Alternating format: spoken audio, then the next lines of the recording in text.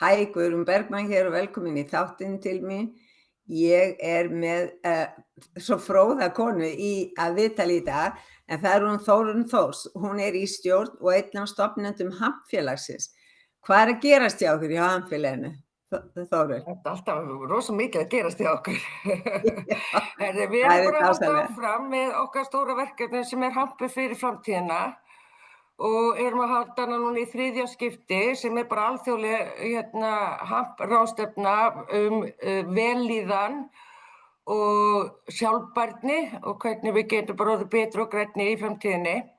Já. Og við erum rosalega heppin, við fengum svo góð meðmæli frá því fyrra að orðið hefur heldur betur dreifst heiminn, að við hefum, fólk hefur verið að leita til okkar að fá að koma og vera partur af okkar ráðstefnu. Þannig í ár erum við að fá 25-6 spíkara, ræðumenn til landsins úr, þetta bara, öll með sín sérsvið, þannig að við erum að fá núna til dæmis við erum að fá stærsta lögfræðinginn í kannabis og hampiðnaðinum og við erum að fá Bo Whitney sem með hagfræðina alveg á hreinu og ætlar að sýna okkur aðeins hvernig það geti verið gott fyrir Ísland og svo erum við að fá Jan Slakki sem bara svona gæinn sem bara byrjaði iðnaðarhamp í heiminum, iðnaðarhampræktun í Kanada. Og hann alveg magnaður og kunnáttan hans og svo erum við að fá fræspecialista eða sérfræðinga í fræjunum og velja rétta fræði fyrir Ísland og svo erum við að fókusa á svolítið heilsu kvenna í ár og ætlum að vera svolítið fókusa mikið á konur og erum að fá rosa sterka ræðumenn sem úr hópi sem kallast Empower the Women sem risa hópur í kannabisiðnaðinum. Það sem við erum konur að standa saman og miðla og mikið af þessum hópi að koma og það til dæmis Sarah Payen, Melanie sem skrifaði bókina Cannabis Queens, svo það Heidi Wittmann og Jamie Pearson sem kemur aftur og svo erum við að fá 2 frábæra hjúkrunarkonur sem Megan McBing, mjög að segja þetta, McBing held ég, og svo það hún Rachel Abraham og þær eru báðar að vinna við medical cannabis og psychedelic. Já, en það eitt af því sem mér finnst mjög spennandi í sambandi við þessa ráðstefnu hjá okkur í ár, ekki það sé ekki allir fyrirlesarar áhugaverðir, það þessi fókus á heilsu kvenna í tengslum við notkun á CBD-vörum eða cannabis-vörum og það svona eitthvað sem alveg nýtt af því þið voru aðeins á breiðari grundvelli í fyrra og tala til dæmis hvaða áhrif cannabis hefði á taugakerfið og annað þess aftar þá. Þannig að hægt að læra eitthvað meira af þessum konum heldur en bara á ráðstefnunni? Já, svo ætlum við að vera með 2 vinnustofur. 1. október, daginn fyrir ráðstefnuna, ætlum við að vera með 2 vinnustofur og ein heitir Heilsa og vellíðunar vinnustofa fyrir konur og þar verður Sarah Payen og hún Melanie sem frá Ástralíu og Magnús Þórsson sem prófessor í Bandaríkjunum ætla að vera 3 saman með þessa þetta svona vinnustofu og sýna ykkur hvernig við getum stjórnað hormónakerfinu okkur eða regulate, ég veit ekki alveg svona komið í reglu. Já, svona stýrt í aðeins, já. Já, stýrt í og hvernig við getum farið inn á við og aðeins skannað okkur með því að nota plöntuna og svo líka í gegnum bara breytingaskeiðið og hefur reynst alveg svakalega vel sem náttúru til þess að fara í gegn og taka á móti fullt af aukaverkunum og bara okkur finnst líka bara svolítið sorglegt að það hefur ekki verið gerðar mikið rannsóknir á þessum vandamálum kvenna og þessum allar konur gangi í gegnum bæði tíðadæmið og sem getur verið hrikalegt fyrir sumar endómetríósa og svo þetta bara breytingaskeiðið og því miður bara ekki mikið verið að rannsaka þetta. Þannig að við ákveðum bara að vera fókusa svolítið á konur og reyna að fá eins marga konur til að tala á ráðstefnunum við mögulega gátum og lyfta þeim bara upp og okkur fannst Ísland líka sérstaklega henta vel í það af því við erum þetta svolítið sterkar konur á Íslandi og meira svona jafnvægi á milli kynjanna heldur á mörgum öðrum stöðum og eigum við okkar sögu í kvenbaráttunni þannig að okkur fannst þetta svolítið tilvalið. Já, Og svo ætlum við að vera með aðra vinnustofu sem fyrir bændur eða þá sem vilja vera að rækta hamp. Og þá það bara frá fræi til já, uns, plöntur. Já, man ekki með að sjá, heitir nákvæmlega, það var svo mikið upplýsingu sem maður að muna þess að dana. Alveg. veist þú blandaði bara mjög vel, sko. Já, þetta bændanámskeið hampræktun frá fræi til markaðar. Þannig að þau ætla að fara í gegnum allan prósessinn og hvernig svona lítið land getur farið í svona framleiðslu án þess að það kosti okkur milljarð eða eitthvað álíka. Og líka að hjálpa okkur að einbeita á hvaða fræ myndi virka hér á Íslandi þar sem við erum mjög kalt og stutt sumur og þá bara ekki mjög mörg fræ sem held ég myndi virka og þeir eru búin að vera að fókusa fyrir okkur að finna rétta fræi fyrir Ísland sem fræ frá Kanada, myndi ég segja, Norður Kanada eða Alaska. Það bara fín iðnaður í gangi og já, bara leið okkur svolítið í gegnum þetta og búið til tengslanet kringum okkur sem við getum nýtt okkur áfram til þess að geta tekið næstu skref í hampræktun á Íslandi. Já. Eru bændur áhugasamir að koma eða hafa bændasamtökin sýnt áhuga? Ég nú bara að vinna í því að fá samtal við þá en það margir bændur veit ég mjög hrifnir að því að við skulum gera okkur grein fyrir að við erum búin að rækta yfir 200 hektara af hampi á Íslandi síðan við lögleiddum sem þetta gríðarlega mikið fyrir tilraunaræktun og bara því að fólk vildi bara prófa og hafa gaman og sjá hvort þetta virkaði. Og ef við reiknum það þá held ég það sé 800.000 tonn af karbon sem hafa verið bundin á þessum 4 árum og þá ég bara að vera svona létt í útreikningi. En þannig að þetta plant alveg mögnur. Og það augljóslega áhugi, hún vex á mörgum stöðum á landinu en málið það við þurfum tæki til þess að geta tekið hana inn, til þess að geta unnið efnið og verið með eitthvað til þess að framleiða úr og til þess þurfum við kunnáttu og kunnáttan til. Við þurfum ekki að finna upp á neinu, við þurfum bara að fá rétta fólki til þess að leiðbeina okkur og fá svo Landbúnaðarháskólann og vonandi Bændasamtökin inn í þetta með okkur. Landbúnaðarháskólinn opinn fyrir samstarfi? Já, algjörlega. Við erum bara svo óheppin. Þetta nefnilega annað dæmi sem ég þarf nú bara að endurhugsa hvort ég haldi þessa ráðstefnu á þessum tíma aftur af því það svona rosaleg lota í gangi upp í Landbúnaðarháskóla meðan ráðstefnan og mjög erfitt fyrir það að senda eitthvað fólk til okkar eða þá bara hleypa nemendum út að þeir eru bara í einhverjum lokaprófum í einhverju lotu, skilst mér. Því miður, já, en við ætlum að reyna að taka þetta upp allt sem við höfum og þá bara þeir sem ekki í þessari deild geta hugsanlega komið og svoleiðis en við þurfum bara að skoða þetta betur á næsta ári við færðum hann viku því síðast var það út að bænda það var einhver ársfundur bændasamtakanna var akkurat þegar við vorum síðast þannig að við færðum hann viku framar og þá kemur þetta í ljós þannig að þetta eitthvað sem við þurfum bara virkilega að fókusa á að finna lausn á þannig að allir geta komið en eins og ég segi við verðum vonandi munum við taka sýnana líka í beinni við erum að skoða þann möguleika þannig að við verðum með svona hybrid ráðstefnu en það kemur í ljós þegar nær dregur. Já. En hvar ætlið þið að halda ráðstefnuna? Við ákveðum að flytja okkur og við ætlum að halda hana niður í Iðnó í ár. Það sem þannig að bæði að við erum að fá svo mikið erlendu gestum og þeir njóta sín betur niður í bæ og þá getur fólk líka bara fara og fengið sér kaffi og borða sjálft og svona aðeins hreyft sig.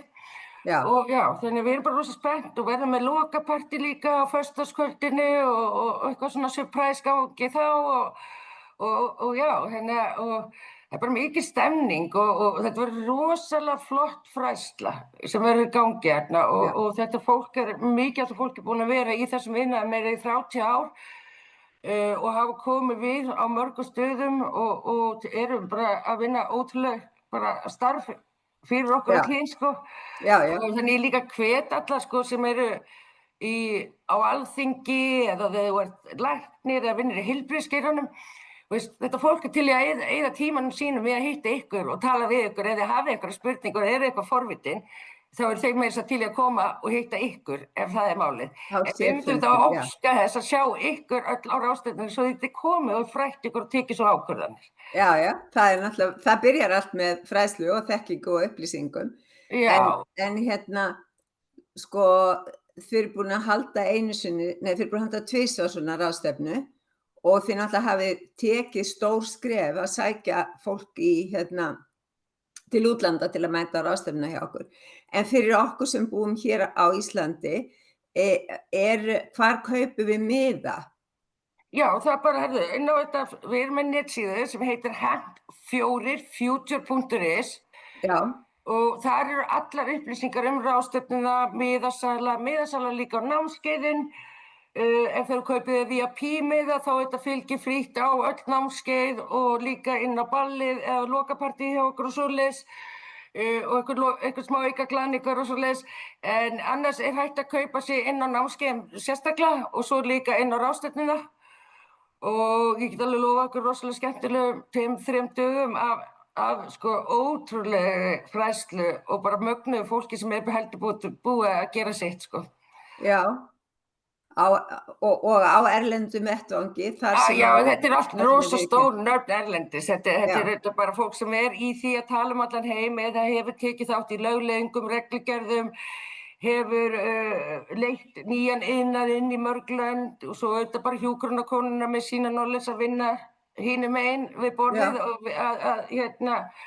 og við munum líka fara yfir þetta rannsóknir og science og allir vísindi sem að þær munu að fara aðeins yfir það til að sýna ykkur og svo munum við fara yfir þetta endokannabinoid-systemi sem við munum gera hverju ári sem við höldum ráðstefnuna svo að fólk átti sig á því af hverju við erum að tala þetta og af hverju þetta að virka. Og já, svo verður þetta fullt af skemmtum.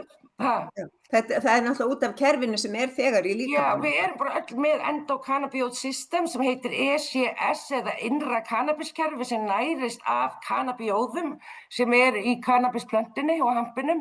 Já. Og öll spendýr eru með þetta og það bara þannig og það virðist vera stundum að fólk sé bara með vannært kerfi og þá sjáum við kraftaverk gerast eða fólk fær oljur og svoleiðis. En við erum öll með kerfi sem nærist af þessari plöntu. Já. Og það ekkert annað sem nærir þetta kerfi heldur en þessi planta. Og hún tengd öllu taugakerfinu okkur og miklu meira en það. Hún alltaf var notuð í lækningum og hún var notuð alveg þá getum við bara rúmum 100 árum síðan þegar það var bara lagt bann með henni. Þetta bara, hvað við að segja, þetta búið að vera propaganda, ég veit nú ekki alveg hvað það á íslensku, en þetta búið að vera endalaust vera að bara skýta út þessa plöntu svertana en hún á lengri sögu heldur bara mannkynið. Hún hefur verið með okkur síðan við byrjuðum bara hérna. Hún tengd okkur, hún hefur verið mikið notuð í ýmsum trúarflokkum og öðru þó að þar hún talað hana sem Santa María og hún hafi beðið fyrir henni sýnt virðingi í mörgum löndum, hún á mikla sögu þessi planta þannig að þetta bara svona eitt af þessu hluti sem snýst held ég meira græðgi heldur en heilsu og hleypa nýja hlutum inn. Já, það náttúrulega lyfjaiðnaðurinn, hann stoppaði þetta á sínum tíma. Já, og líka svo var þetta pappi framleiðsla, það var gæi, mann ekki að nafna honum, hann var átti stærsta fréttablaðið eða bara svona Morgunblaðið í Bandaríkjunum á þessum tíma og hann átti líka millu til að framleiða pappír og það var þetta að vera að framleiða pappír úr hampinu líka og hann var stór hluti líka sem barði sérstaklega fyrir að láta banna hampinn svo að það væri engin samkeppni og svo var þetta nælonið sem kom inn og þá var bara það átti að vera lausnin á öllu. Já, sem náttúrulega svo ónáttúrulegt að í rauninni það að gera líkama okkar slæmt, sko. Já, ég meina við vitum þá að við erum bara búin að nælona yfir okkur bókstaflega og við þurfum að fara að finna nýja lausnir. Algjörlega, og fara aftur til náttúruna, það alls staðar að koma fram.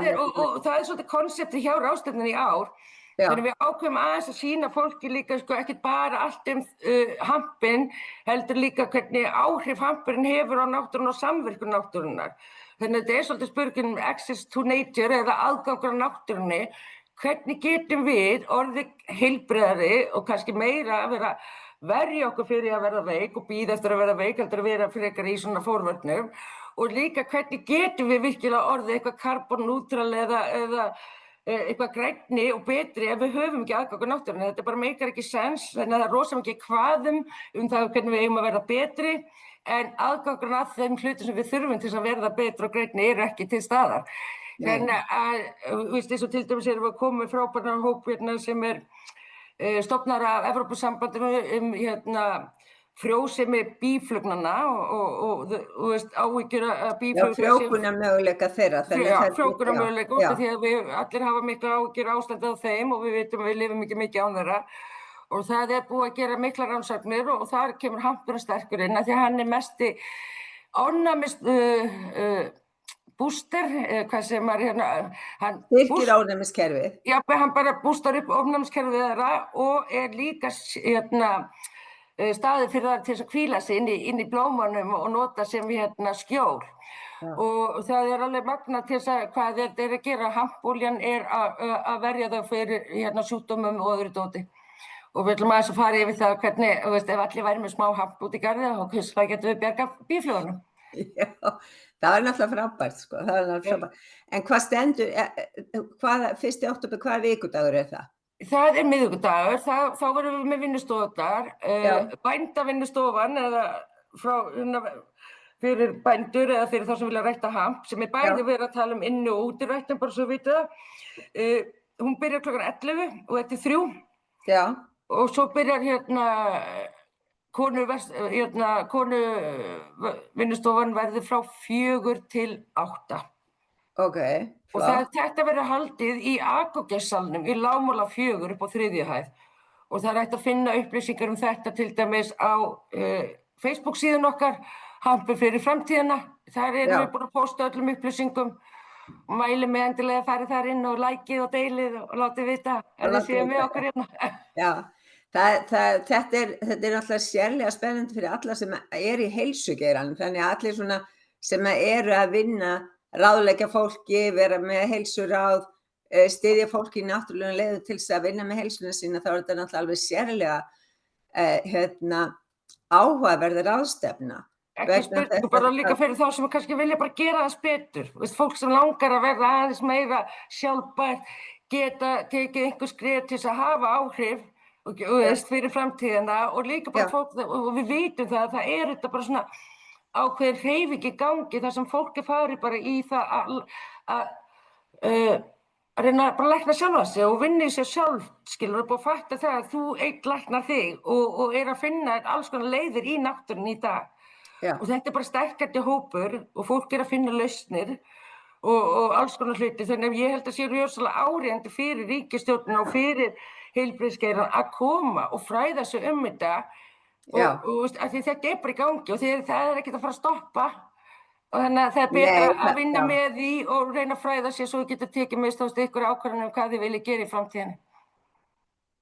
Ég held að það sé mjög mikilvægt, sko. Ég náttúrulega nota sjálf mjög mikið bæði hampolíu og svona, hvað við getum sagt, svona fikni til að ef ég þarf að taka á við verki og krem til að bera á ef ég með taugaverki eða eitthvað þess. Þannig að mér finnst þetta alveg dásamlega vörur, svo að ég náttúrulega full af áhuga að mæta og fylgjast með ykkur og ég ætla ekki að fara að rækta hampir, en ég hef mjög mikið áhuga á þessari ráðstefnu síðdegis. Takmarkaður fjöldi sem kemst að? Það alveg, sko, við með góðan sal, þannig við býst ekki við að það verði fullt. Við getum alveg bætt við 50 manns minnst í salin, eitthvað svoleiðis. Og ég hvet allar konur til að mæta bara og sjá hvað þær geta lært og þetta fólk sem virkilega búið að vinna með þúsundir kvenna í að finna lausnir og hjálpa þeim í gegnum í ýmsum ár og líka svo bara það mjög fráðar bara hvernig líkaminn virkar og hvað það sem hjálpar okkur. Og eins og ég segi, þessi ráðstefna snýst konur og við erum að reyna að fókusa á konur og þær fái sem mest út úr þessu, þannig að við vonum til að sjá sem flesta konur á ráðstefnunni. Það óskandi að það gangi eftir. Ég segi bara ekkert annað. Ég segi bara takk æðislega fyrir spjallið og takk fyrir að deila þessum upplýsingum með okkur. Ég gerir mitt besta til að koma því áfram til annarra og mæti náttúrulega sjálfsögðu á ráðstefnuna. Endilega, og lakka til að sjá þig. Takk, sömuleiðis. Bye. Bye.